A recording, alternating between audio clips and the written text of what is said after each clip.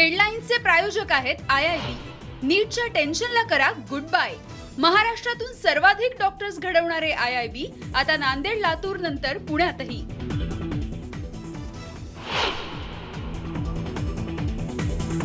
राज्यातील सत्तांतरानंतर मुंबईतील भाजपच्या जल्लोषात देवेंद्र फडणवीस गैरहजर.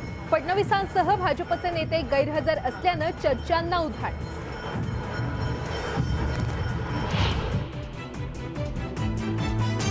विधानसभेचं विशेष अधिवेशन पुढे ढकललं. 3 आणि 4 जुलैला होणार अधिवेशन. विधानसभा अध्यक्षाची होणार निवड.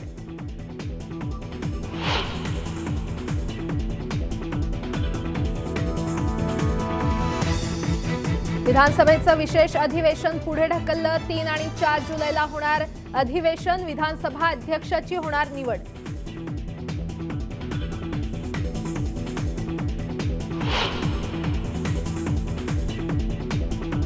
विरोधी पक्ष नेत्याच्या पदासाठी राष्ट्रवादी काँग्रेस पक्षात रस्सीखेच. अजित पवार, जयंत पाटील, धनंजय मुंडेंची नावं अग्रेसर.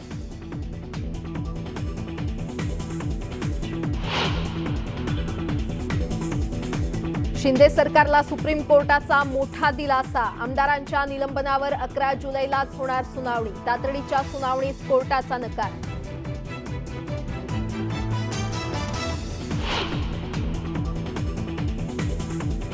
आणि संजय राऊतांची गेल्या 4 तासांपासून ईडी चौकशी सुरू. ईडी प्रश्नांना राऊतांची नकारात्मक उत्तरं.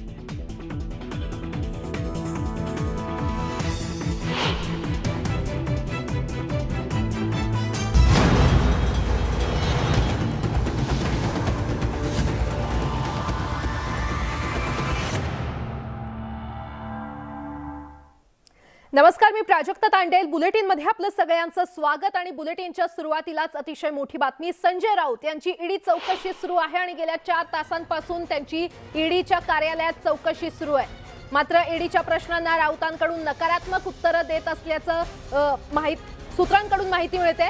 पत्राचाळ कुठे आहे हे मला माहित नाही असं राऊत यांनी उत्तर दिलंय. तर पत्राचाळ माहित नाही तर गैरव्यवहार कसा, असा देखील संजय राऊत यांनी चौकशी दरम्यान सवाल उपस्थित केलाय. तर या क्षणाची अतिशय मोठी बातमी आपण पाहतोय. पत्राचाळ घोटाळा प्रकरणी संजय राऊत यांची ईडी चौकशी सुरू आहे आणि गेल्या 4 तासांपासून संजय राऊतांची ही ईडी चौकशी सुरू आहे. मात्र ईडीच्या प्रश्नांना राऊतांकडून नकारात्मक उत्तरं देण्यात येत आहेत अशी सूत्रांकडून माहिती मिळते. पत्राचाळ कुठे आहे हे मला माहित नाही, त्यामुळे पत्राचाळ माहित नाही तर गैरव्यवहार कसा, असा उलट सवाल संजय राऊत यांनी ईडीला चौकशी दरम्यान विचारलेला आहे. गेल्या 4 तासांपासून संजय राऊतांची ही चौकशी सुरू आहे. पत्राचाळ घोटाळा प्रकरणी ईडीकडून संजय राऊत यांची चौकशी सुरू करण्यात आलेली आहे आणि ईडीच्या प्रश्नांना खरं तर राऊत नकारात्मक उत्तरं देत असल्याची सूत्रांकडून माहिती मिळते. पत्राचाळ कुठे आहे हे मला माहित नाही, त्यामुळे पत्राचाळ माहित नाही तर गैरव्यवहार कसा झाला, असा उलट सवाल देखील संजय राऊत यांनी ईडीलाच चौकशी दरम्यान उपस्थित केलाय. या क्षणाची अतिशय मोठी बातमी आपण पाहतोय. तर शिवसेनेचे खासदार संजय राऊत यांची ईडी चौकशी सुरू आहे आणि गेल्या 4 तासांपासून त्यांची ही ईडीच्या कार्यालयात चौकशी सुरू आहे. पत्राचाळ घोटाळा प्रकरणी संजय राऊतांची ही ईडी चौकशी सुरू आहे. मात्र ईडीच्या प्रश्नांना राऊतांकडून नकारात्मक उत्तरं देण्यात येत असल्याची सूत्रांकडून माहिती मिळते. ईडीनं राऊतांना पत्राचाळ विषयी काही प्रश्न विचारले. मात्र पत्राचाळ कुठे आहे हे मला माहित नाही, पत्राचाळ माहित नाही तर गैरव्यवहार कसा झाला, असा उलट सवाल संजय राऊत यांनी चौकशी दरम्यान ईडीला उपस्थित केलेला आहे.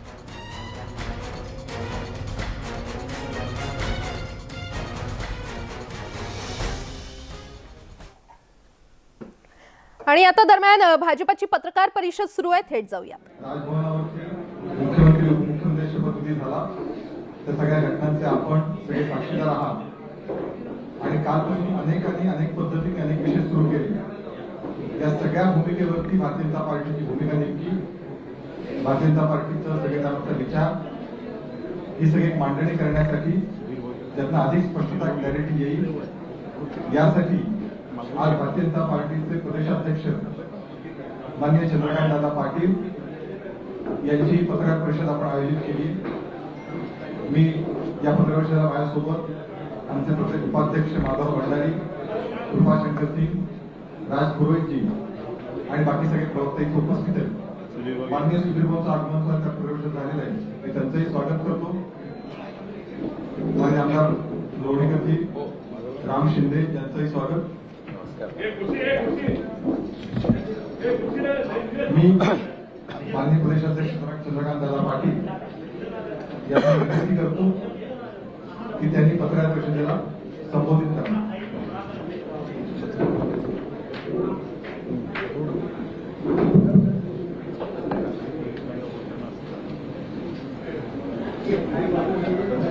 एका प्रचंड मोठ्या इतिहासात ज्याची नोंद झाली अशा राजकीय परिवर्तनानंतर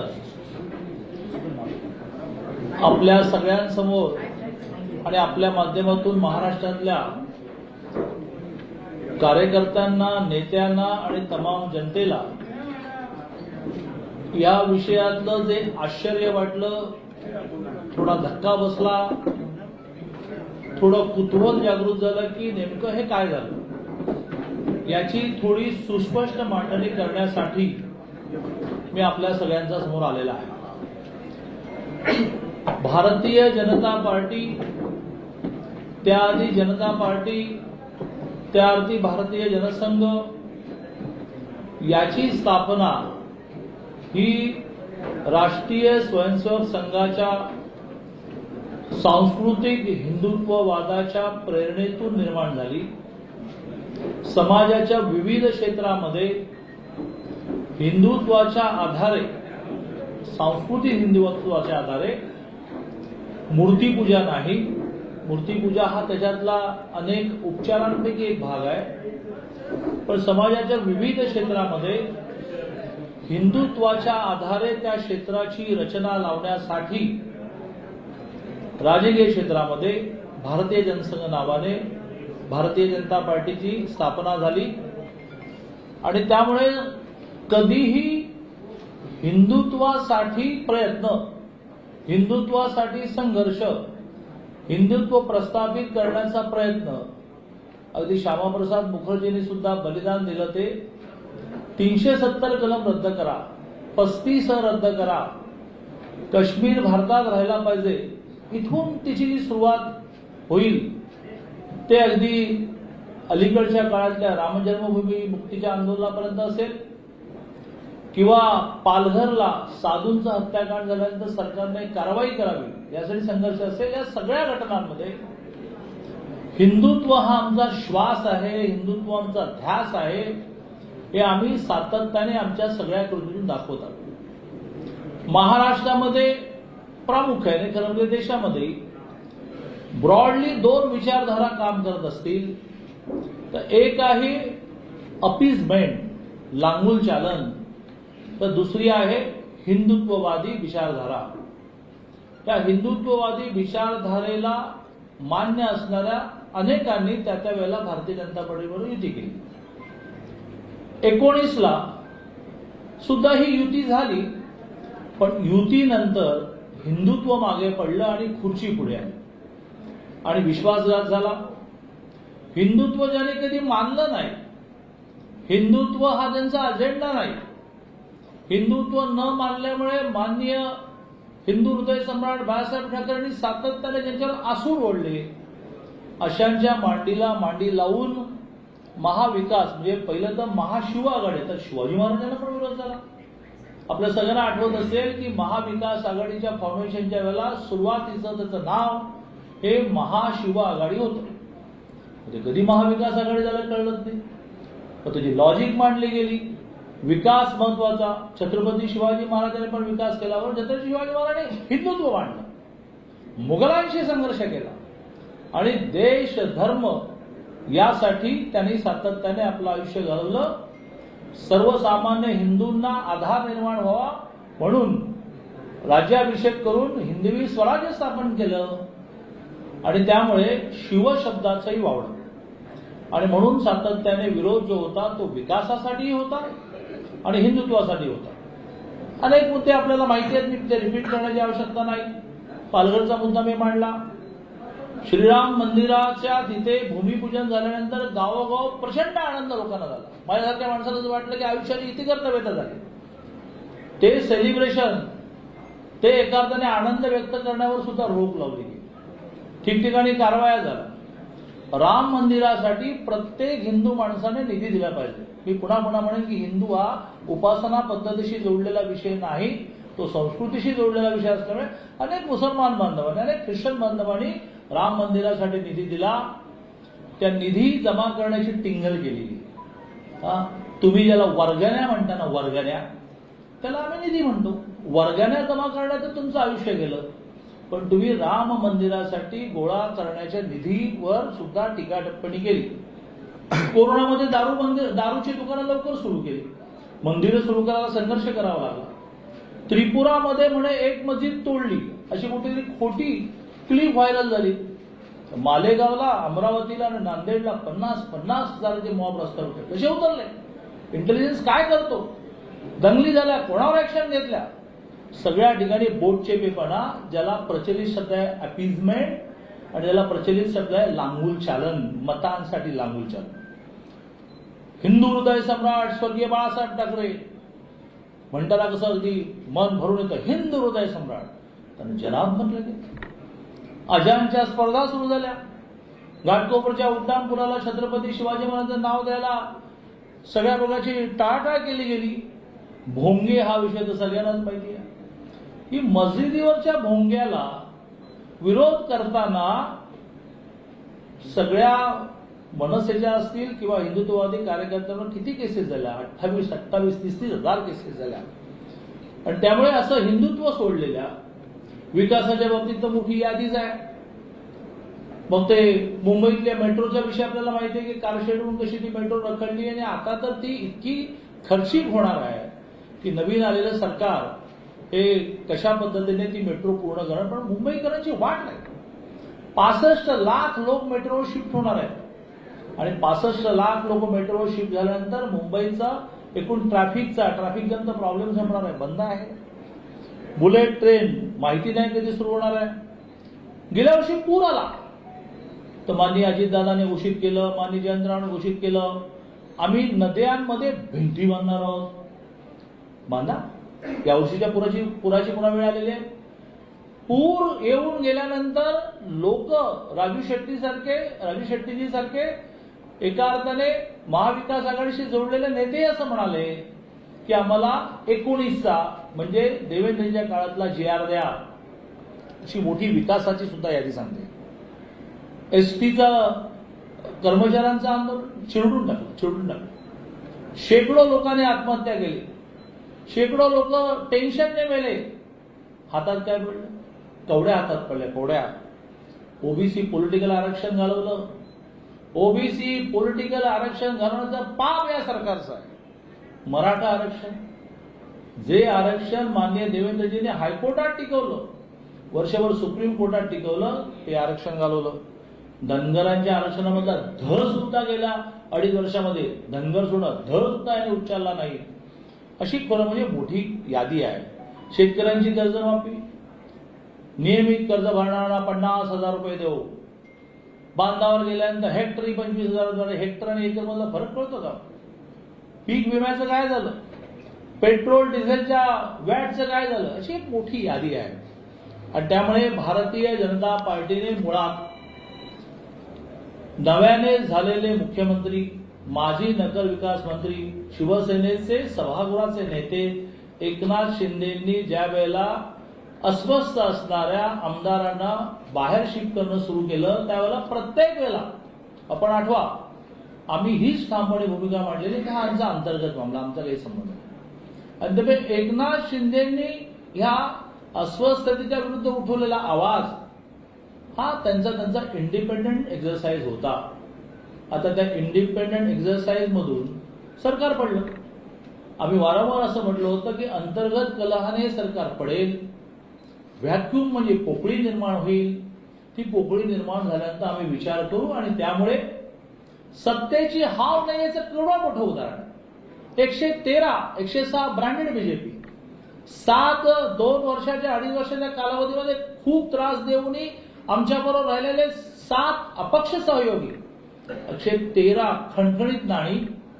आणि मग सहयोगी म्हणजे राज्यसभेला 123 मतं मिळाली आणि विधान परिषदेला 134 मतं मिळाली. 134 आणि 144 मध्ये 10चाच फरक होता. एवढी हेवी मेजॉरिटी बीजेपीचे असून सुद्धा आम्हाला हे आपल्या सगळ्यांना सांगायचं आहे की आम्हाला सत्तेचा मोह नाही. आम्ही मुख्यमंत्रीपद मागितलं असतं ते मिळालं असतं तरी एका सामान्य हिंदुत्वासाठी लढणाऱ्या स्वर्गीय आनंद दिघेंच्या शिष्य असणाऱ्या एकनाथजींना आम्ही मुख्यमंत्री केलं. महाराष्ट्राला आश्चर्य वाटलं. भारतीय जनता पार्टीची कार्यपद्धती अशी आहे की देवेंद्रजी माईकवरून घोषित करेपर्यंत आमच्या 5 जणांव्यतिरिक्त 6व्या माणसाला माहित नाही. पत्रकार अवाक झाले. हा काय त्याग? हा हिंदुत्व शिकवतो त्याग. त्यागात मध्ये आनंद मानणं हिंदुत्व शिकवतं आणि त्यामुळेच सावरकरांसारखी माणसं होऊन गेली की ज्यांच्या घरादाराला उद्ध्वस्त केलं गेलं. आणि त्यामुळे महाराष्ट्राने काल सत्तेचा मोह आम्हाला नाही, सत्तेचा मोह तुम्हाला, आणि त्यामुळे खुर्चीसाठी मोहापायी तुम्ही हिंदुत्व सोडलं.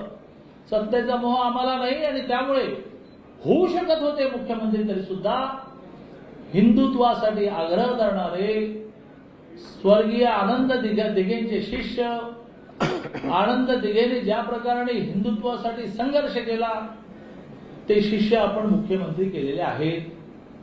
भारतीय जनता पार्टीच्या कार्यकर्त्यांना त्या त्यागाचा आनंद आहे, अभिमान आहे. देवेंद्रजी उपमुख्यमंत्री होणं या विषयाच्या बाबतीत सुद्धा आपलं काही म्हणणं आहे. एकदम मुळात अनेक उदाहरणं अशी आहेत की जी मुख्यमंत्री असतात आणि नंतर प्रशासनाची आवश्यकता म्हणून येतात. आत्ताच्या मंत्रिमंडळातही एक मुख्यमंत्री होते ना, आता होतेच म्हणायला पाहिजे, गेले काल अशोक चव्हाण. आणि त्यामुळे हे काही जगावेगळं झालेलं नाही. प्रशासनाची आवश्यकता म्हणून स्वतः माननीय मुख्यमंत्री एकनाथजींनी त्यांची खूप दोस्ती असल्यामुळे त्यांना आवाहन केलं. आमच्याकडे किती दोस्ताने, बायकोने, वडिलांने, आईने आग्रह केला तरी सुद्धा आम्ही आमच्या पक्ष नेतृत्वाला विचारतो.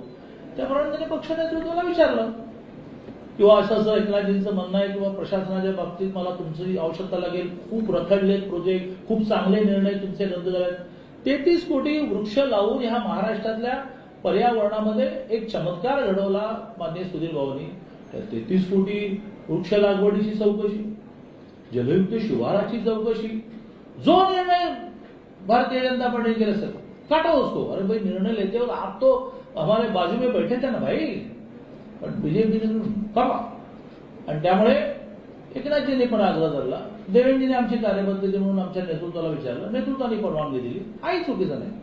आणि महाराष्ट्रातल्या सर्वसामान्य माणसाची, रखडलेल्या प्रकल्पांची, ओबीसीच्या पॉलिटिकल आरक्षणाची, मराठा आरक्षणाची, धनगर आरक्षणाची, हिंदुत्वाच्या संरक्षणाची ही आवश्यकता, ही हाक ऐकून माननीय देवेंद्रजींनी एवढा त्याग आपण जे आपल्या मंत्रिमंडळात होते त्यांच्या नेक्स्ट सेकंड पोझिशन काम करणं, त्यासाठी मन लागतं, मन मोठं, ते माननीय देवेंद्रजींनी दाखवलं. आणि त्यामुळे मी एकनाथजींचं पण अभिनंदन करतो, त्यांना शुभेच्छा देतो. आणि महाराष्ट्राच्या विकासासाठी, महाराष्ट्राच्या हिंदुत्वासाठी संघर्ष केला पाहिजे. देवेंद्रजींनी त्यांचा प्रशासनिक अनुभव सगळा जोडला पाहिजे आणि मिळून महाराष्ट्राचा विकास करू. महाराष्ट्रातल्या सर्वसामान्य हिंदूला असं वाटलं पाहिजे. आणि पुन्हा एकदा पूजा पद्धतीवाला हिंदू नाही तर एका अर्थाने हा महाराष्ट्र माझा आहे, हा देश माझा आहे, भूमी माझी आहे. 370 कलम रद्द झालं पाहिजे, काश्मीर भारतात राहायला पाहिजे, पाकिस्तान विरुद्ध आक्रमण झालं पाहिजे, असा अजेंडा असणाऱ्या सर्वसामान्य हिंदूंना आनंद होणारे सरकार आलंय. मी त्यांना या दोघांनाही असं म्हणेन, त्यांच्याबरोबर मंत्रिमंडळात बाकीचे मंत्री त्यांना असं म्हणेन, लोकांच्या अपेक्षा पूर्ण करा. शेवटी एकच म्हणेन की मी आपल्या माध्यमातून आमच्या सगळ्या कार्यकर्त्यांना एकनाथजींच्या पण आणि भाजपच्या पण आवाहन करतोय, उतू नको, मातू नको, घेतला वसा टाकून. दादा, काल शपथविधी झाल्यानंतर चर्चा अशी रंगली की अमित शहा आणि देवेंद्र फडणवीस यांच्यातल्या सुप्त संघर्षामुळे देवेंद्र फडणवीस यांना मुख्यमंत्रीपद मिळालं नाही. असं आहे की आमच्यातली जी अत्यंत सलोख्याची नाती, पक्षासाठी मान कापून देण्याची तयारी, हे ज्यांना जमत नाही, याचा ज्यांना हेवा वाटतो, याचा ज्यांना मत्सर वाटतो, याची ज्यांना जेलसी वाटते, अशांनी केलेल्या ह्या शोऱ्या.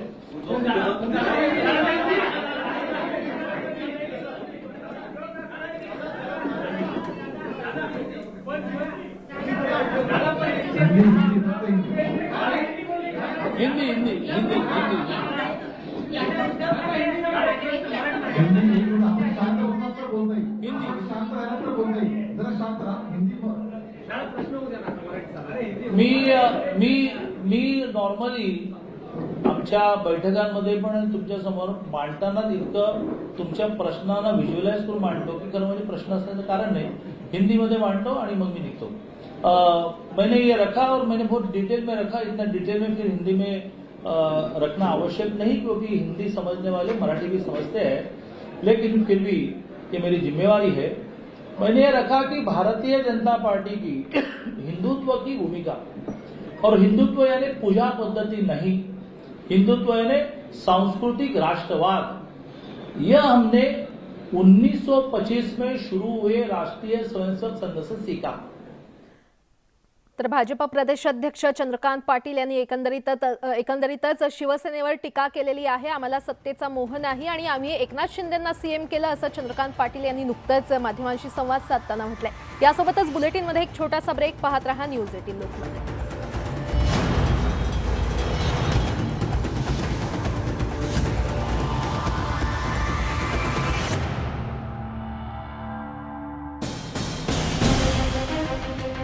मी एकनाथ संभाजी शिंदे.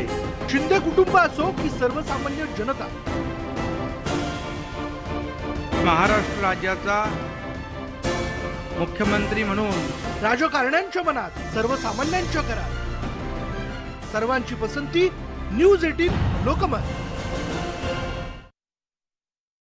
धबधब्यांवर पर्यटकांची गर्दी पाहायला मिळते. तसंच कावळेशेत महादेवगड पॉइंट या ठिकाणी देखील पर्यटकांची मोठी गर्दी पाहायला मिळते.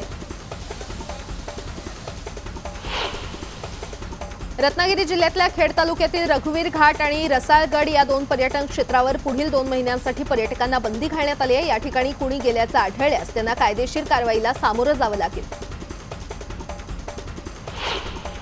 अमळनेर शहरातील ऐतिहासिक दगडी दरवाजाचा नव्यानं अर्धा बांधलेला बुरुज पुन्हा ढासळला. या अपघातात 2 कामगार किरकोळ जखमी झालेत. 3 वर्षांपूर्वी देखील हा बुरुज ढासळला होता. त्यानंतर ठेकेदारानं अर्धा बुरुज पूर्ण करून 34 लाखांचं बिल अदा केलं. मात्र आता दरवाजाच्या डाव्या बाजूचा बुरुज कोसळला. त्यामुळे नागरिकांकडून संतप्त प्रतिक्रिया उमटतायत. वाशिममध्ये अनेक ठिकाणी जोरदार पावसानं हजेरी लावली आहे. नेंतसा गोवर्धन परिसरात दगडफुटी सदृश्य पाऊस झालाय. त्यामुळे नदी नाल्यांना पूर आलाय. तर मुसळधार पावसामुळे शेतीचं मोठं नुकसान झालंय. गुहागरमध्ये सकाळपासून मुसळधार पाऊस सुरू असून अनेक भागात पाणी झालंय. सतत पडणाऱ्या पावसामुळे ग्रामीण भागातील शेतकरी शेतीच्या कामाला लागलेला आहे. तर अनेकांची चढणीचे मासे आणि खेकडे पकडण्यासाठी लगबग सुरू झाली आहे. यावर्षी जूनच्या उत्तरार्धात सुरू झालेल्या पावसानं गेल्या 4 दिवसात चांगला जोर धरल्यामुळे शेतकरी सुखावला असून कोकणात भात शेतीच्या कामाला चांगलाच वेग आलाय.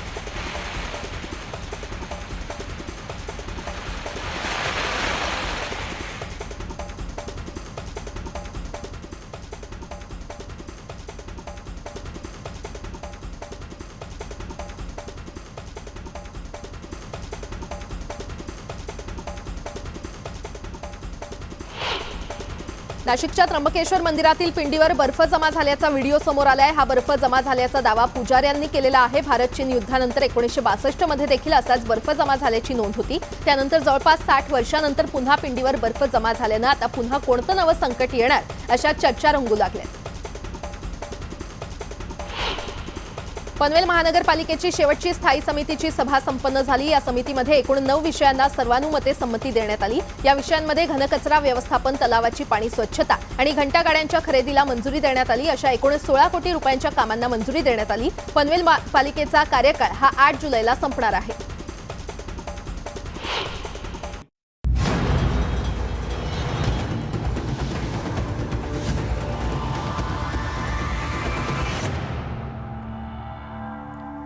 ब्रेकनंतर आपलं पुन्हा एकदा स्वागत. काल झालेल्या शपथविधीनंतर आज मुंबईमध्ये भाजपकडून जल्लोष साजरा करण्यात आला. मात्र या जल्लोषात भाजपचे राज्यातील क्रमांक 1 चे नेते आणि राज्याचे उपमुख्यमंत्री देवेंद्र फडणवीस गैरहजर होते. यासोबतच भाजपचे महत्त्वाचे नेते गैरहजर असल्यानं राजकीय वर्तुळात चर्चा निर्माण झाल्या. फडणवीस हे राज्यातील भाजपचे पहिल्या क्रमांकाचे नेते असून देखील ते प्रदेश भाजपच्या जल्लोष कार्यक्रमाला गैरहजर का होते असा प्रश्न उपस्थित होतोय।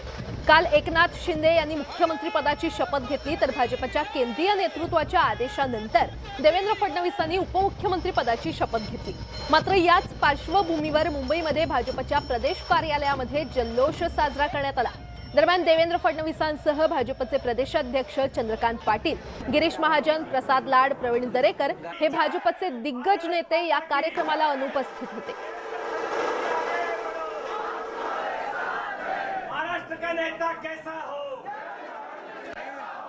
या राज्यामध्ये जे महाविकास आघाडीचं 14 चौघड्याचं रावणाचं राज्य होतं ते गेलेलं आहे आणि हे राज्य सुखी आणि संपन्न व्हावं, शेतकऱ्याला माझ्या न्याय मिळावा ही भूमिका देवेंद्र फडणवीस या व्यक्तिमत्वाने घेतली, याचा सार्थ अभिमान आम्हाला आहे।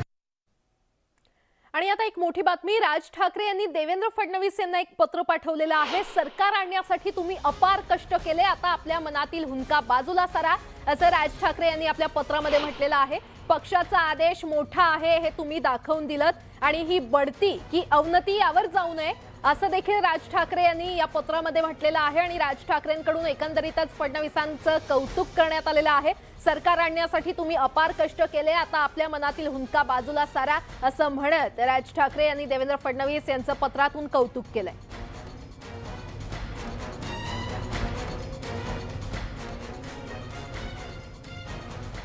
तर राज ठाकरे यांनी पत्रामध्ये नेमकं काय म्हटलंय आपण ते देखील पाहूया। प्रिय देवेंद्रजी, महाराष्ट्राचे उपमुख्यमंत्री म्हणून आपण जबाबदारी स्वीकारल्याबद्दल आपलं मनपूर्वक अभिनंदन। वाटलं होतं की तुम्ही महाराष्ट्राचे मुख्यमंत्री म्हणूनच पुन्हा परताल, मात्र ते व्हायचं नव्हतं। असो, आताचं सरकार आणण्यासाठी देखील अपार कष्ट तुम्ही उपसलेत आणि इतकं असून देखील आपल्या मनातील हुंका बाजूला सारून पक्षादेश शिरसावरून मानून उपमुख्यमंत्री पदाची सूत्र हातात घेतलीत। कुठल्याही व्यक्तीच्या आकांक्षापेक्षा मोठा आहे आणि तुमच्या कृतीतून तुम्ही हे दाखवून दिलं। ही गोष्ट देशातल्या आणि राज्यातल्या सर्व राजकीय पक्षातील आणि संघटनेतील पदाधिकाऱ्यांनी आणि कार्यकर्त्यांनी कायमस्वरूपी लक्षात ठेवण्यासारखी आहे। ही बढती आहे की अवनती यात मी जात नाही आणि कुणी जाऊ देखील नाही, पण एक सांगतो की धनुष्यातून ध्येयाचा वेध घ्यायचा तर दोरी मागे ओढावी लागते। यामागे ओढलेल्या दोरीला कुणी माघार म्हणत नाही। तुम्हाला यापुढे देखील बराच राजकीय प्रवास करायचा आहे। एक निश्चित की तुम्ही तुमचं कर्तृत्व महाराष्ट्रापुढे सिद्ध केलेलंच आहे, त्यामुळे देशाच्या भल्यासाठी देखील तुम्हाला अधिक काम करण्याची संधी मिळो हीच आई जगदंबे चरणी प्रार्थना। पुन्हा एकदा तुमचं मनपूर्वक अभिनंदन, आपला मित्र राज ठाकरे, असं राज ठाकरे यांनी देवेंद्र फडणवीसांना पत्रात म्हटलेलं आहे।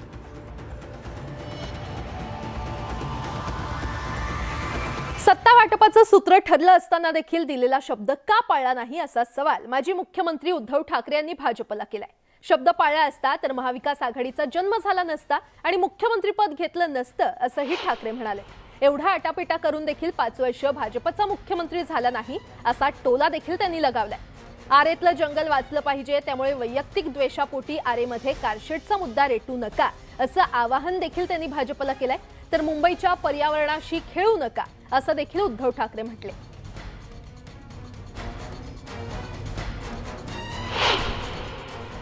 मला ह्याचं दुःख नक्कीच झाले की माझ्याशी हे अशा पद्धतीने वागले, माझ्या पाठीत सुरा खुपसला। मी पुन्हा सांगतो, तो मुंबईकरांच्या काळजात भोसकू नका हे माझं एक म्हणणं आहे। आणि जर मला दिलेला शब्द त्यांनी पाळला असता तर 5 वर्षात निदान 2.5 वर्ष तरी भाजपचा मुख्यमंत्री झाला असता। आता 5 वर्ष भाजपचा मुख्यमंत्री होणार नाहीये। तर ह्याच्यामध्ये भारतीय जनता पक्षाला सुद्धा काय आनंद आहे, भारतीय जनता पक्षाच्या मतदारांना काय आनंद आहे आणि एकूणच जनतेला त्यातनं काय मिळणार आहे हे लवकरच कळेल। पण आणि आजही माझं मत त्यांना हात जोडून विनंती आहे की कृपा करून माझ्यावरचा राग मुंबईवरती काढू नका, मुंबईच्या पर्यावरणाशी खेळू नका। तांजूर मार्गाचा जो एक प्रस्ताव आम्ही दिलेला आहे त्याच्यात कुठेही अहंगंड नाही, अहंकार नाही। मी मुंबईकरांच्या वतीने हात जोडून त्यांना विनंती करतोय की आरेचा जो काही आपला आग्रह आहे तो रेटू नका, की जेणेकरून पर्यावरणाला हानी पोहोचेल। दरम्यान अधिवेशन पुढे ढकलल्यामुळे उद्यापर्यंत विधानसभा अध्यक्षासाठी अर्ज भरता येणार आहे। त्यातच भाजपकडून राधाकृष्ण विखे पाटील तर शिवसेना शिंदे गटाकडून दीपक केसरकर यांची विधानसभा अध्यक्षपदासाठी नावं चर्चेत आहेत। तर शिवसेना शिंदे गट असल्यानं उद्धव ठाकरे गटाच्या आमदारांवर नियंत्रण ठेवण्यासाठी केसरकर यांच्या देखील नावाची चर्चा आहे.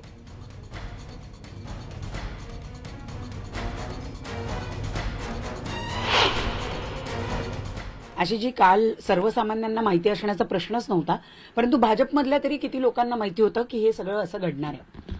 मला वाटतं भारतीय जनता पक्षातल्या आम्ही कोणी विचारण्याचाही प्रयत्न केला नाही. देवेंद्रजींनी स्वतःही कधी यासाठी लॉबी करणं, प्रश्न विचारणं, पाठपुरावा करणं हा प्रकार केलेला नाही.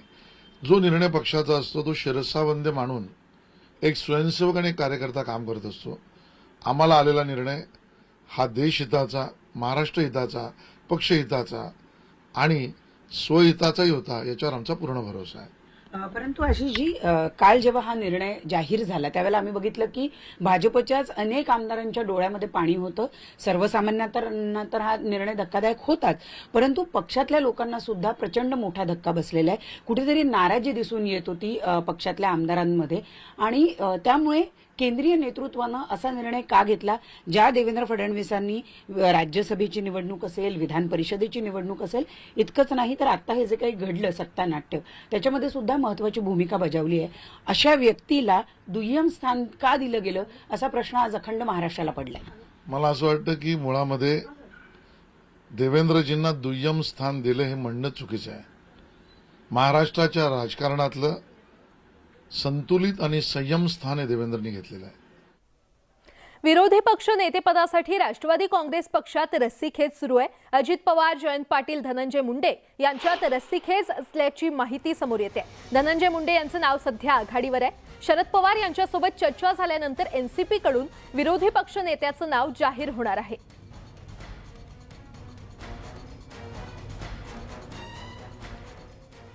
दरम्यान नव्या सरकारमध्ये मुख्यमंत्री हे देवेंद्र फडणवीस बनणार असं प्रत्येक नागपूरकरांना वाटत होतं. मात्र शेवटच्या क्षणाला भाजपच्या पक्षश्रेष्ठींनी वेगळा निर्णय घेतला आणि मुख्यमंत्री पदाची माळ हे एकनाथ शिंदे यांच्या गळ्यात टाकली आणि देवेंद्र फडणवीस यांना उपमुख्यमंत्री बनण्याच्या सूचना केल्या.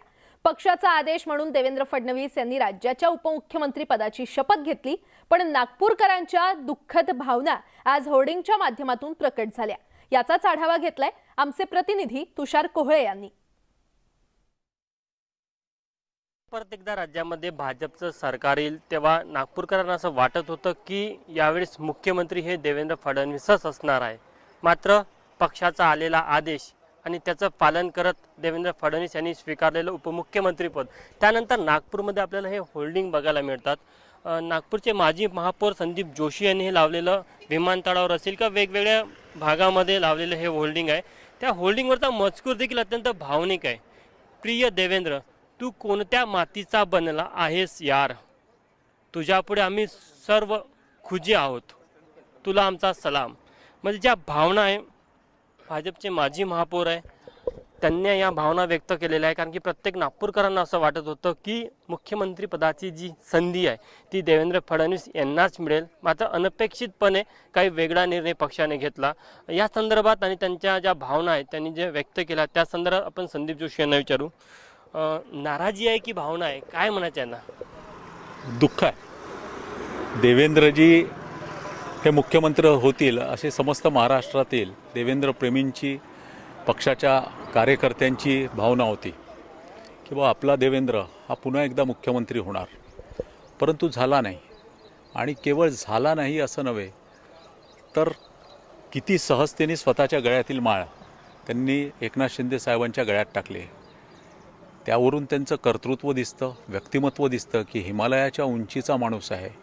दुसऱ्या पक्षात असतं तर त्या ठिकाणी भांडणं झाली असते, वादावादी झाली असती, रिॲक्शन्स देण्यात आल्या असत्या, नंतर त्याच्याबद्दल अजून काही झालं असतं. परंतु भारतीय जनता पार्टी आणि राष्ट्रीय स्वयंसेवक संघाचे संस्कार देवेंद्रजींनी एका मिनिटात आदेश हा मानला आणि मानून ते निश्चित त्यांच्या गळ्यात मुख्यमंत्रीपदाची माळ टाकली आणि स्वतः बाजूला झाले. व्हिडिओ विलास खडसेसह तुषार कोहळे, न्यूज 18 लोकमत, नागपूर. आणि यासोबतच इतरही काही महत्त्वाच्या बातम्या आपण पाहणार आहोत. तुर्तास एक छोटासा ब्रेक. पाहत रहा न्यूज 18 लोकमत.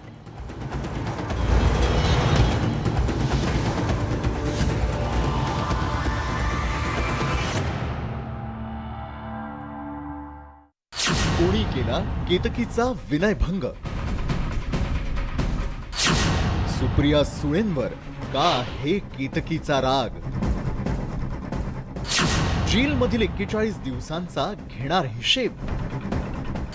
केतकीशी एक्सक्लुझिव्ह बातचीत आज रात्री 8:30 वाजता फक्त न्यूज 18 लोकमतवर. गुहागरमध्ये सकाळपासून मुसळधार पाऊस सुरू असून अनेक भागात पाणी झालंय. सतत पडणाऱ्या पावसामुळे ग्रामीण भागातील शेतकरी शेतीच्या कामाला लागलेला आहे, तर अनेकांची चढणीचे मासे आणि खेकडे पकडण्यासाठी लगबग सुरू झाली आहे. यावर्षी जूनच्या उत्तरार्धात सुरू झालेल्या पावसानं गेल्या 4 दिवसात चांगला जोर धरल्यामुळे शेतकरी सुखावला असून कोकणात भात शेतीच्या कामाला चांगलाच वेग आलाय.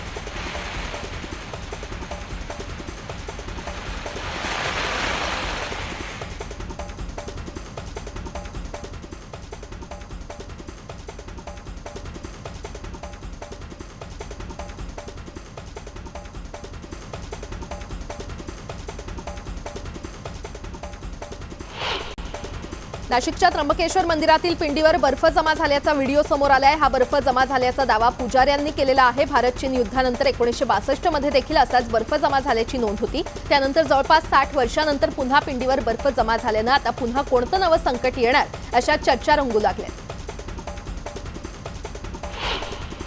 पनवेल महानगरपालिकेची शेवटची स्थायी समितीची सभा संपन्न झाली. या समितीमध्ये एकूण 9 विषयांना सर्वानुमते संमती देण्यात आली. या विषयांमध्ये घनकचरा व्यवस्थापन, तलावाची पाणी स्वच्छता आणि घंटागाड्यांच्या खरेदीला मंजुरी देण्यात आली. अशा एकूण 16 कोटी रुपयांच्या कामांना मंजुरी देण्यात आली. पनवेल पालिकेचा कार्यकाळ हा 8 जुलैला संपणार आहे. देशात व्यावसायिक सिलेंडरच्या दरात घट झाली आहे. सिलेंडरच्या दरात 198 रुपयांची कपात करण्यात आलेली आहे. सिलेंडरचा नवा दर हा 2021 रुपये इतका झालाय. कांजूर येथील मेट्रो 3 प्रकल्पाच्या कारशेड वादाशी संबंधित सुनावणी 4 आठवड्यांसाठी तहकूब करण्याची केंद्र सरकारची विनंती उच्च न्यायालयानं मान्य केली आहे. तसंच 3 आठवड्यांनी सुनावणी ठेवण्याची विनंती केली आहे. केंद्र सरकारनं आजपासून सिंगल यूज प्लास्टिकच्या वस्तूंवर संपूर्ण बंदी लागू करण्याचा निर्णय घेतलाय. आजपासून सर्वप्रथम मॉलसारख्या मोठ्या आस्थापनांमध्ये या नियमांची पायमल्ली करणाऱ्यांविरोधात कारवाई केली जाणार आहे. त्यानंतर दुकानं, बाजारपेठा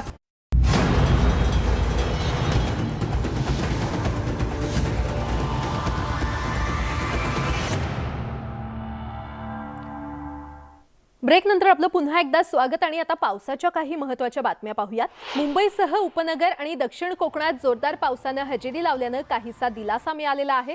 दरम्यान मुंबईमध्ये पुढचे 4 दिवस जोरदार पावसाची शक्यता हवामान खात्यानं वर्तवली आहे. तसंच काल मुंबईमध्ये पावसाचा ऑरेंज अलर्ट देण्यात आला होता. मात्र आज रेड अलर्ट जारी करण्यात आलेला आहे. यामुळे मुंबईकरांना सावध राहण्याचं आवाहन करण्यात आलंय. तसंच सिंधुदुर्ग, रायगड आणि रत्नागिरी जिल्ह्यात अनेक ठिकाणी दमदार पावसानं हजेरी लावली आहे. तर विदर्भामध्ये देखील पावसाच्या सरी कोसळल्या असून उर्वरित राज्यात पावसाची उघडीप असल्याचं दिसून आलंय.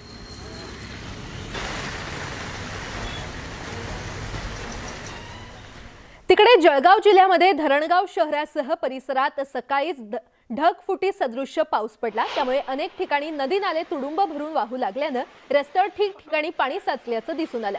तर दुसरीकडे या पावसामुळे बळीराजा आनंदलेला आहे. मात्र काही भागात मोठ्या प्रमाणावर पाणी साचल्यानं नागरिकांचे हाल देखील झाल्याचं पाहायला मिळालं.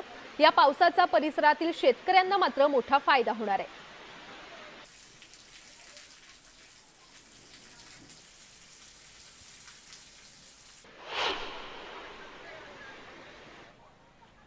तर वाशिम जिल्ह्यातील नेतनसा, गोवर्धन परिसरात ढगफुटी सदृश्य पाऊस झाला. या पावसामुळे नदी नाल्यांना पूर आला आणि पावसामुळे शेतीचं मात्र मोठं इथे नुकसान झालेलं आहे.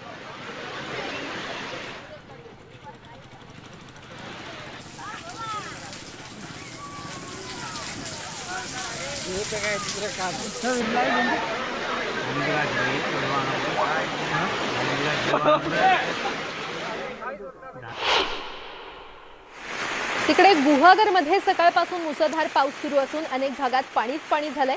सतत पडणाऱ्या पावसामुळे ग्रामीण भागातील शेतकरी शेतीच्या कामाला लागलाय. तर अनेकांची चढणीचे मासे आणि खेकडे पकडण्यासाठी लगबग सुरू झाली आहे. यावर्षी जूनच्या उत्तरार्धात सुरू झालेल्या पावसानं गेल्या 4 दिवसात चांगलाच जोर धरल्यामुळे शेतकरी सुखावला असून कोकणामध्ये भात शेतीच्या कामाला आता चांगलाच वेग आलेला पाहायला मिळतोय.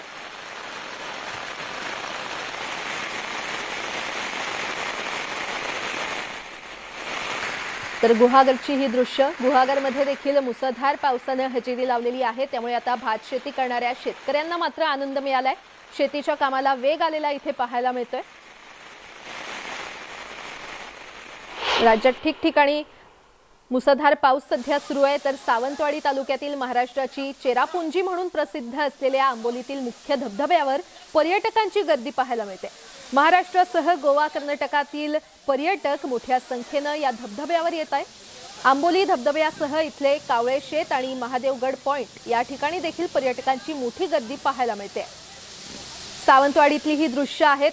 2 वर्ष कोरोनामुळे पर्यटकांना कुठेच जाता आलं नाही. मात्र यावर्षी आंबोलीतील या धबधब्यावर पर्यटकांची एकच गर्दी झालेली पाहायला मिळते. पावसाळा सुरू झालाय आणि त्याचाच आनंद घेण्यासाठी आंबोलीतील या धबधब्यावर पर्यटक आता गर्दी करताना पाहायला मिळते.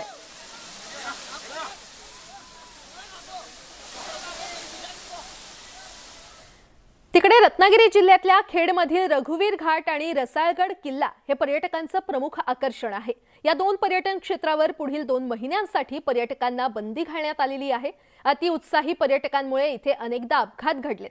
गेल्या वर्षी इथे मोठ्या प्रमाणात दरड कोसळली होती आणि यंदा देखील रघुवीर घाट खचून दरड कोसळण्याची शक्यता आहे. त्यामुळे प्रशासनानं आदेश जारी केलेले आहेत आणि पर्यटकांना काळजी घेण्याचं आवाहन देखील करण्यात आलेलं आहे. रघुवीर घाट हा पर्यटकांसाठी सध्या बंद करण्यात आलाय. खेड तालुक्यामधील 2 पर्यटन स्थळं आहेत, रघुवीर घाट व रसाळगड. त्यातील रघुवीर घाट हा सातारा व रत्नागिरी जिल्ह्याला जोडणारा महत्त्वाचा घाट असून त्या ठिकाणी पावसामध्ये मोठ्या प्रमाणात दरड कोसळत असते. सध्या काही ठिकाणी घाटातला रस्ता देखील खचलेला आहे. या सर्व गोष्टींचा विचार करता प्रशासनाने सदरचा घाट हा वाहतुकीसाठी बंद करण्याचा निर्णय घेतलेला आहे आणि त्याप्रमाणे वाहतूक बंदचा आदेश जारी करण्यात आलेला असून ही वाहतूक पुढील 2 महिन्यांसाठी बंद करण्यात आलेली आहे. तिकडे वसई विरारमध्ये आज सकाळपासून पावसानं जोरदार हजेरी लावली. थांबून थांबून पाऊस पडत असल्यानं सखल भागात पाणी साचलं नाही. मात्र पावसाचा जोर सतत कायम राहिल्यास सखल भागात पाणी साचण्याची शक्यता आहे. जर पाऊस असाच सुरू राहिला तर शेतीची कामं वेगानं सुरू होतील. वसईतली आणि विरार भागातली ही काही दृश्य आहेत.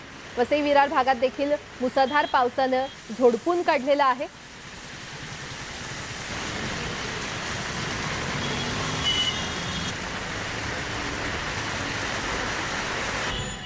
मावळात पावसानं दडी मारल्यानं अनेक धरणातील पाणी साठ्यात घट झाली आहे. मावळ मुळशीच्या सीमारेषेवर असलेल्या कासार साई धरणानं तळ गाठलेला आहे.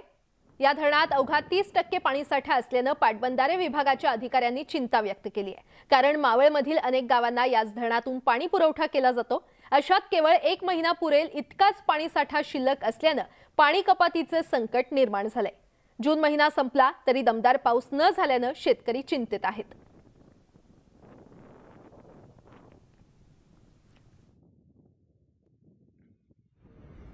तर पावसानं ओढ दिल्यानं मुंबई पाठोपाठ पुणेकरांवर देखील पाणी कपातीचं संकट घोंगावतंय. कारण पुणे शहराला पाणी पुरवठा करणाऱ्या खडकवासला धरण साखळीमध्ये अवघा 8.91% पाणीसाठा शिल्लक आहे.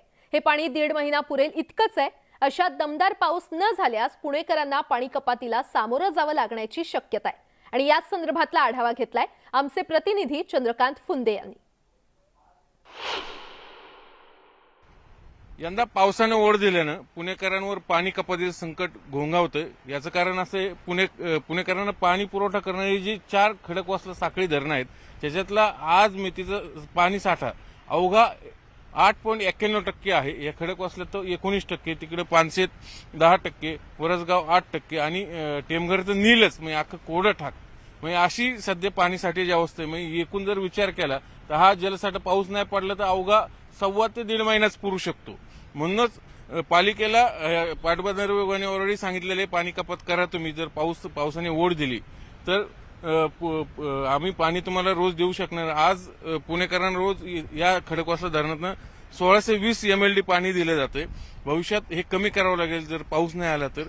कारण आपल्याला माहिती यंदा जून उलटलाय, आता जुलै सुरू होईल तरी असं सांगितलं जातं की यंदा किमान 1.5-2 महिना पावसाळा उशिरा सुरू होईल. या चारही धरणाचं जे एकूण जर आतापर्यंतची पावसाची आकडेवारी पाहिली तर 250 मिलीमीटरच्या पुढे जात नाही. गेल्या वर्षी हाच धरण साठा 30% होता आणि यंदा मात्र तोच अवघा फक्त 8.91% आणि टीएमसीच्या भाषेत जर बोलायचं झालं तर 2.60 टीएमसी एवढा जलसाठा शिल्लक आहे. म्हणून पुणेकरांनी आतापासून पाणी जपून वापरा असं आवाहन पालिकेकडून केलं जातंय. पण दबावापोटी, राजकीय दबावापोटी किंवा इतर काही गोष्टी असतील त्याच्यामुळे अजून पालिका प्रशासन तो निर्णय घेत नाही पाणी कपातीचा. पण जर पावसाने आणखीन ओढ दिली तर पालिकेला आज ना उद्या तो पाणी कपातीचा निर्णय घ्यावा लागेल आणि पुणेकरांना दिवसाआडच पाणी मिळेल यापुढे, अशी सध्याची स्थिती आहे. म्हणून लवकर पाऊस यावा असेच प्रार्थना पुणेकर करतात. व्हिडिओ जर्नलिस्ट गणेश कदमसह चंद्रकांत फुंदे, न्यूज 18 लोकमत, पुणे.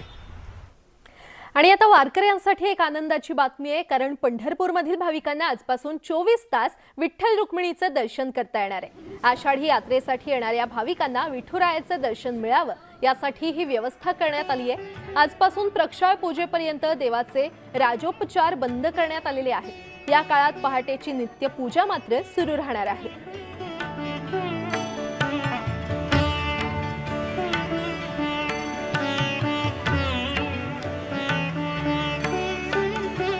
आज आषाढ शुद्ध द्वितीया म्हणजे विठ्ठलाचं नवरात्र चालू होतं आणि त्यामुळे शेजघरला पलंग काढला जातो आणि नित्योपचार बंद होतात. त्यामुळे 24 तास दर्शन भाविकांना देण्यासाठी विठुराया आजपासून उभा असतो.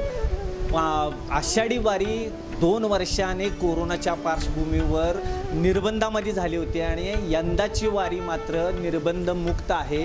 स्पर्शदर्शन चालू आहे. त्यामुळं यंदाची आषाढी वारी ही विक्रमी होणार आहे असं एकंदरीत दिसत आहे. आणि देवशयनी एकादशीला महापूजाला मुख्यमंत्री नवीन एकनाथ शिंदे यांच्या हस्ते होणार असे एकंदरीत चित्र आहे. आणि 24 तास दर्शन चालू आहे. हे 24 तास दर्शन पुढचे 15 दिवस चालू असणार आहे. आणि प्रक्षाळ पूजा झाल्यावर देवाचे नित्योपचार पूर्ववत होतात आणि पूर्वीप्रमाणे दर्शनासाठी विठुराया सज्ज होतो. 24 तास दर्शनामुळे भाविकांना ह्याचा लाभ घेता येणार आहे आणि त्यामुळे सर्व वारकरी वर्गात आणि भाविक भक्तांमध्ये आनंदाचं वातावरण आहे. पंढरपूरहून वीरेंद्र सिंह उत्पात, न्यूज 18 लोकमत. श्री संत गजानन महाराज संस्थान शेगावच्या पालखीचं उस्मानाबाद जिल्ह्यात आगमन झालंय. उस्मानाबाद शहरात ही पालखी आज मुक्कामी असणार आहे.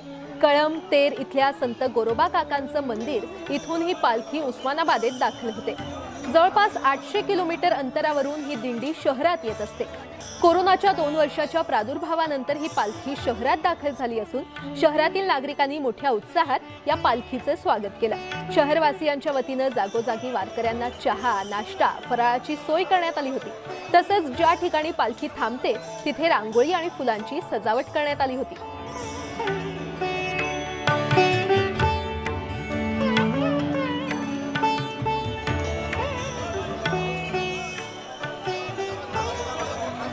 आणि यासोबतच या बुलेटिनमध्ये एक छोटासा ब्रेक. पाहत रहा न्यूज 18 लोकमत.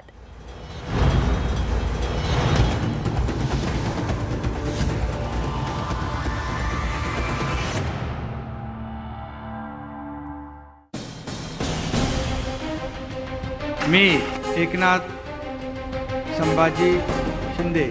शिंदे कुटुंब असो की सर्वसामान्य जनता,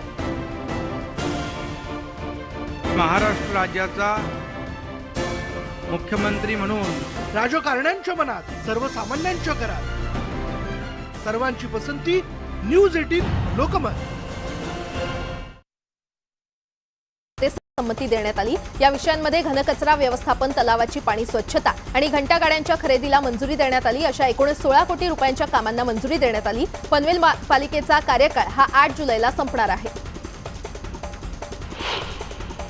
देशात व्यावसायिक सिलेंडरच्या दरात घट झाली आहे. सिलेंडरच्या दरात 198 रुपयांची कपात करण्यात आलेली आहे. सिलेंडरचा नवा दर हा 2021 रुपये इतका झालाय.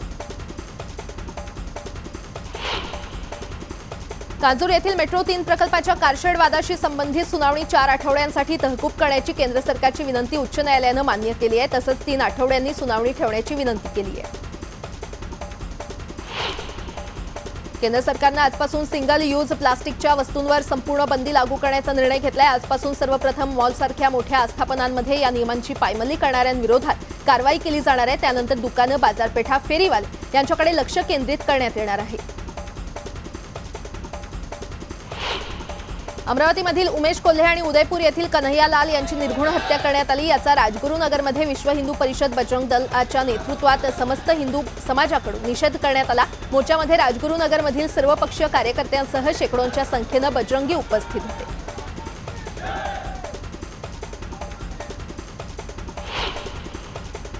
पुसद नगर परिषदेच्या दुर्लक्षित धोरणामुळे शहरातील अनेक गरजू घरकुलाच्या लाभापासून वंचित आहेत। शिवाय ज्या लाभार्थ्यांना घरकुलाचं वाटप झालं नाही त्यांना हप्ते देण्यात आले नाही, त्यामुळे हे लाभार्थी संकटात सापडलेले आहेत आणि याबाबत अनेक वेळा तक्रारी देऊन देखील ही नगर परिषद प्रशासनाला जाग आली नाही। त्यामुळे भाजपच्या शहराध्यक्षानं नगर परिषद कार्यालयासमोरच उपोषणाला सुरुवात केली। यवतमाळमधील धामणगाव देव येथे तीर्थक्षेत्र निधीतून उभारण्यात आलेल्या विकास कामांचं लोकार्पण करण्यात आलं। या लोकार्पण सोहळ्याला गायक अनुप जलोटा यांचा भक्तिगीतांचा कार्यक्रम पार पडला।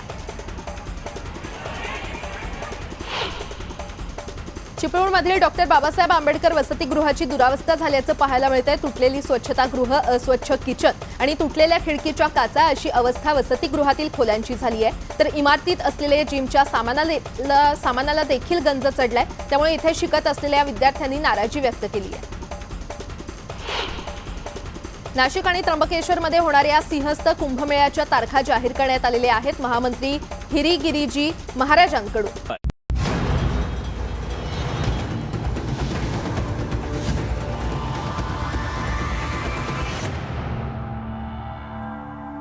ब्रेक नंतर आपलं पुन्हा एकदा स्वागत। आणि आता एक मोठी बातमी, संजय राऊत यांची ईडी चौकशी सुरू आहे। गेल्या 4.5 तासांपासून संजय राऊतांची ईडी चौकशी सुरू आहे।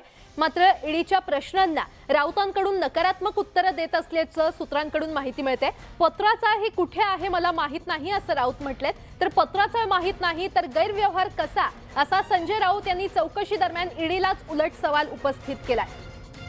तर या क्षणाची अतिशय मोठी बातमी आपण पाहतोय। संजय राऊत यांची पत्राचा घोटाळ्या प्रकरणी ईडीच्या कार्यालयात सध्या चौकशी सुरू आहे। गेल्या 4.5 तासांपासून त्यांची चौकशी सुरू करण्यात आलेली आहे। मात्र ईडी जे प्रश्न विचारते त्या प्रश्नांना राऊतांकडून नकारात्मक उत्तरं मिळत असल्याची सूत्रांकडून माहिती मिळते।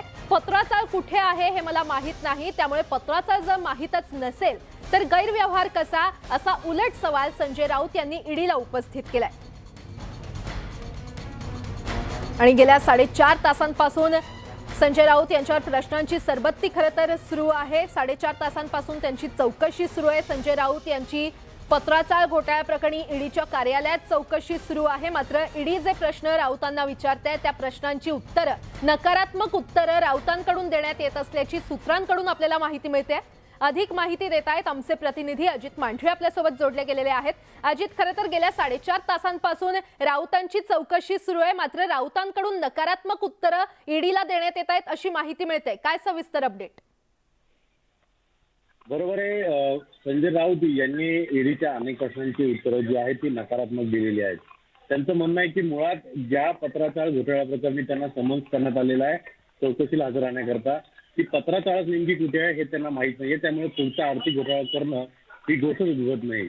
याचबरोबरीनं त्यांची जी संपत्ती जप्त केलेली आहे ती संपत्ती प्रवीण राऊत किंवा या संबंधित जे आर्थिक घोटाळा झालेला आहे त्या घोटाळ्यातून जे मिळालेले पैसे आहेत त्यातून ही संपत्ती घेतली असा आरोप जो आहे तो ईडीने केलेला आहे, पण ते आरोप देखील संजय राऊत यांनी फेटाळलेले आहेत। मात्र प्रवीण राऊत यांना आपण ओळखतो, फार जुनी ओळख आहे, असं कधीपासून ओळख आहे याचं काही विशिष्ट माहीत नाहीये असं देखील त्यांनी त्यांच्या पत्रामध्ये सांगितलेलं आहे। पण जे आर्थिक व्यवहार झाले हे त्यांनी मात्र स्पष्ट सांगितलं की हो, आर्थिक व्यवहार झाले होते, ते खाजगी व्यवहार होते, आम्हाला गरज होती त्यावेळी पैसे घेतले होते, बिनव्याजी कर्ज स्वरूपी घेतले होते असं त्यांनी सुरुवातीला देखील म्हटलं होतं। ते तिथे म्हटल्याचं ईडीच्या सूत्रांनी सांगितलेलं आहे आणि ते पैसे परतही केल्याचं संजय राऊत यांनी ईडीला सांगितलेलं आहे। ते सर्व व्यवहार जे आहेत हे बँक व्यवहार झाले होते, त्यामुळे जर काही घोटाळा करायचा असतं किंवा घोटाळ्याचे पैसे घ्यायचे असते तर कॅश घेतले असते किंवा दुसऱ्या मार्गाने घेतले असते, मग बँक खात्यामधून का घेतले असं प्रतिसवाल देखील संजय राऊत यांनी ईडीला केल्याचं समजतंय। म्हणजे एकंदरच ज्या पद्धतीनं संजय राऊत यांना ईडीकडून प्रश्न केले जात आहेत या सर्वांची उत्तरं नकारात्मक दिली जातात। अनेक आरोप त्यांनी फेटाळलेले आहेत। पत्राचाळ घोटाळ्यामध्ये आपला कोणताही संबंध नाहीये हा आर्थिक घोटाळा झाला असेल का किंवा झाला आहे का याबाबत आपल्याला माहिती नाहीये. आणि हे संपूर्ण प्रश्न जे आहेत या सगळ्या प्रश्नांमध्ये संजय राऊत यांचं एकच उत्तर आहे की पत्राचा घोटाळा आणि माझा काही संबंध नाहीये. निश्चितच अजित, म्हणजे एकंदरीतच ईडीकडून राऊतांवर प्रश्नांची सरबत्ती होते, मात्र त्याची सगळी उत्तरं राऊत नकारात्मकरित्या देत असल्याचं पाहायला मिळतंय. धन्यवाद या सविस्तर माहितीसाठी.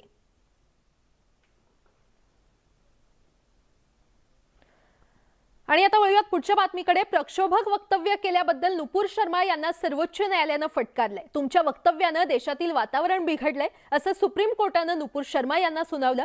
तुम्ही टीव्हीवर जाऊन माफी मागावी असे आदेश देखील सर्वोच्च न्यायालयानं दिलेले आहेत.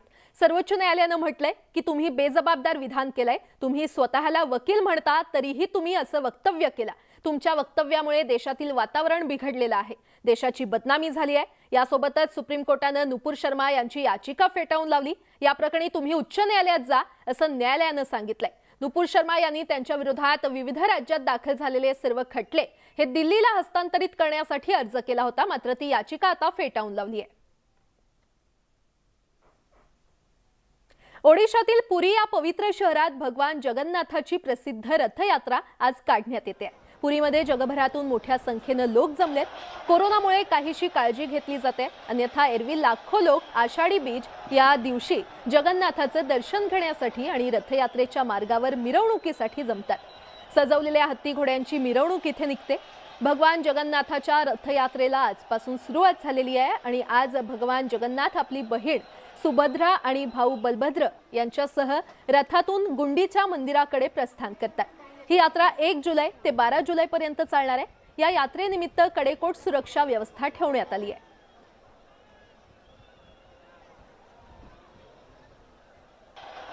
यासोबतच या बुलेटिनमध्ये वेळ झाली इथेच थांबण्याची. मात्र अगदी थोड्याच वेळात माझे सहकारी मिलिंद यांच्यासोबत काही महत्त्वाच्या बातम्या.